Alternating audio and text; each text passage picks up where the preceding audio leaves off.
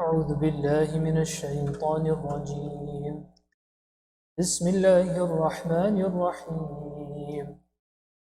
إن الله اصطفى آدم ونوحا وآل إبراهيم وآل عمران على العالمين ذرية بعضها من بعض والله سميع عليم. إذ قالت امرأة عمران رب إني نذرت لك ما في بطني محررا فتقبل مني إنك أنت السميع العليم.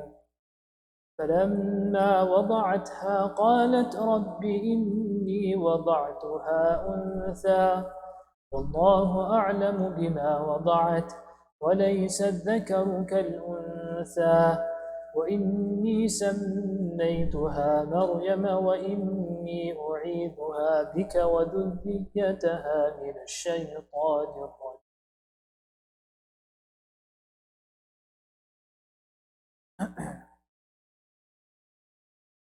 The last verse that we translated and spoke regarding was verse 32 of Surah Al-Imran, that Allah subhanahu wa ta'ala gives us a command of obedience towards Allah and the Rasul sallallahu alaihi wasallam, that his way will lead a person to true mahabbah, true love of Allah ta'ala. So perhaps there can be a question that may arise, or multiple questions, which the next verse answers. One question that one critique that some made would be that why has Allah Ta'ala chosen you? And why did Allah Ta'ala choose you, O Muhammad, as the Messenger sallallahu alaihi wasallam? Or why are you the Messenger? Or who made you the criteria of the mahabbah, of the love of Allah Ta'ala? The answer to all of these criticisms and questions is one, and in a very baligh and eloquent manner, the Quran Kareem addresses it. إِنَّ اللَّهَ اصْطَفَى آدَمَ وَنُوحًا وَآلَ إِبْرَاهِيمَ وَآلَ عِمْرَانَ عَلَى الْعَالَمِينَ. That Allah subhanahu wa ta'ala, number one, chooses. Istafa means to choose. And the name Mustafa, that's also the name of Rasul sallallahu alaihi wasallam. Mustafa means the one that is chosen. Mustafa. So inna Allah astafa, Allah subhanahu wa ta'ala chose. So he didn't say, it's not saying that Allah chose Muhammad sallallahu alaihi wasallam in this ayah, but in the baligh way it's saying that Adam, that just as other Anbiya alayhi salatu wasalam, do you not believe in the nubuwwah of Adam? All three of the audiences. Which audiences? The Mushrikun Mecca, the Yahud, and the Nasara. All three audiences, they all accept the nubuwwah of Adam. Now, who made Adam? The Nabi. The same being, Allah Ta'ala, the one that made Adam والسلام, the Nabi, and at his time, his shara was a criterion of the hub of Allah Subhanahu wa Ta'ala. That if you're true in your hub to Allah, then at that time you'd have to follow Adam. Then, Nuha, at the time of Nuh, who made him the Nabi? Allah Ta'ala made him. Al Ibrahim, all three monotheistic religions, they all ascribe themselves towards the Abrahamic way. Al Ibrahim, the family of Ibrahim, it wasn't just Ibrahim alayhi salam, Yaqub alayhi salam, Ismail alayhi salatu wasalam, Ishaq alayhi salam, all of them were part of that family. Wa Al Imran would include Isa alayhi salatu wasalam, ala al-alameen, that Allah subhanahu wa ta'ala has chosen all of them over the rest of the people. This is something which Allah subhanahu wa ta'ala chooses. It's not for you to ask that why him, why not me, or why that person, why not someone else from this clan or that tribe. So this is the choosing of Allah Ta'ala, which which is Allah subhanahu wa ta'ala is independent in this choice. Allah astafa Adam, that Allah subhanahu wa ta'ala chose Adam and Nuhan wa ala Ibrahim wa ala Imran ala al-alamin. Now once this is mentioned in the next verse 33, ذُرِّيَّةً بَعْضُهَا مِنْ بَعْضٍ, that each of them are like descendants. That obviously Adam ﷺ being Abu al-Bashar, the father of all of humanity. Thereafter, Nuh ﷺ being the second father. They call him Adam Thani, the second Adam. Why? Because when the flood came after that, everyone was destroyed, and the Quran Kareem says that only the dhurriyyah of Nuh ﷺ remained. Whoever is in this world, from whoever has lived that we know of after Nuh alayhi salam, they all are descendants of Nuh alayhi salam. And then Ibrahim, obviously Ibrahim alayhi salam being obviously also be a descendant of Nuh alayhi salam, and then Imran would also be a descendant of Ibrahim alayhi salam. And Isa alayhi salam is part of that descent. And all of these Anbiya alayhi salam are part of this descendant.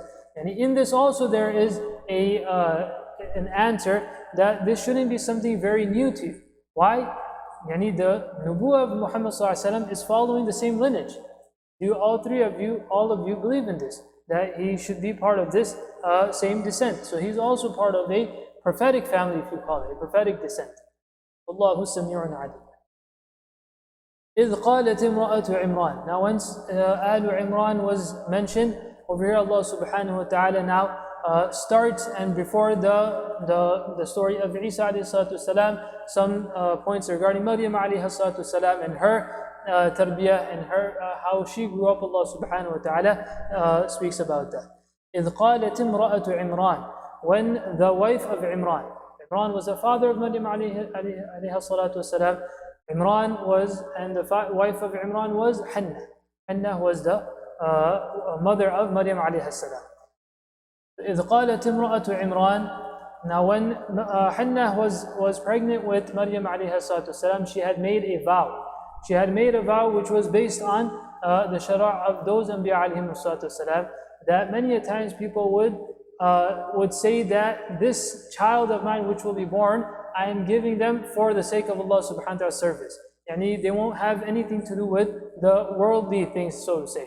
They have nothing to do with the dunya. So all they will do is serve Allah subhanahu wa ta'ala, and whatever, whether they'll be in the masjid, in the monastery at the time, they will be serving only for the sake of Allah ta'ala.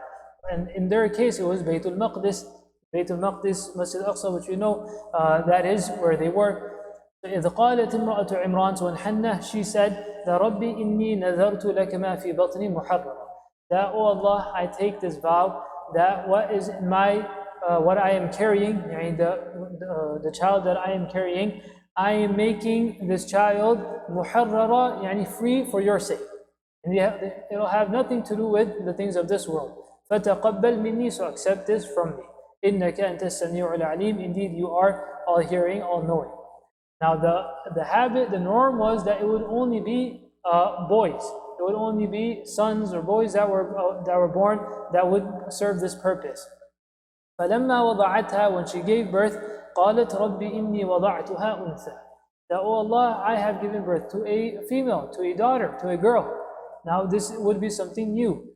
وَاللَّهُ أَعْلَمُ بِمَا وَضَعَتْ. The Quran Kareem says that Allah subhanahu wa ta'ala was most knowing regarding what she gave birth to.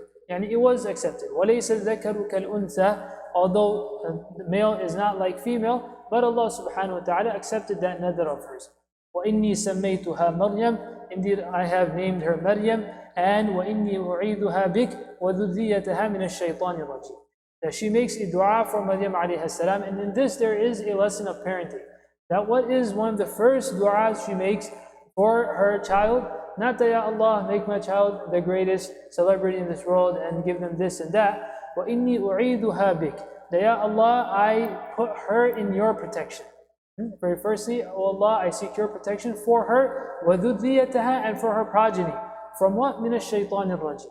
From Satan the accursed. Right? So that is an advice of parenting.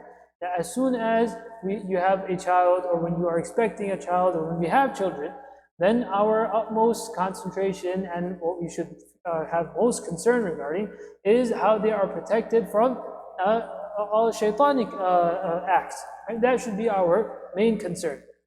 وَإِنِّي أُعِيدُهَا بِكْ وَذُرِّيَّتَهَا مِنَ الشَّيْطَانِ الرَّجِيمِ. فَتَقَبَّلَهَا رَبُّهَا بِقَبُولٍ حَسَنٍ. That Allah subhanahu wa ta'ala accepted it from her. وَأَنْبَتَهَا نَبَاتًا حَسَنًا وَكَفَّلَهَا زَكَرِيَّا.